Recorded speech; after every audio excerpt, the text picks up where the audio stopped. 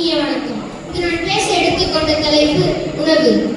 நீ இன்றியமையாத உலகில் யார் யாருக்கும் நான் இன்றியமையாத ஒழுக்கு என்று வள்ளுவரின் வாக்கிற்கு இணங்க நீர் எவ்வளவு முக்கியமானதோ அதே போல் உணவும் ஒரு அத்தியாவசிய தேவைதான் என்று யாராலும்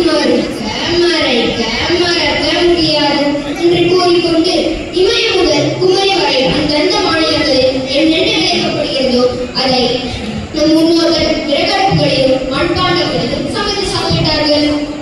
நெல், கோதுமை, சாமை, கேழ்வரகு, வரகு, திணை போன்ற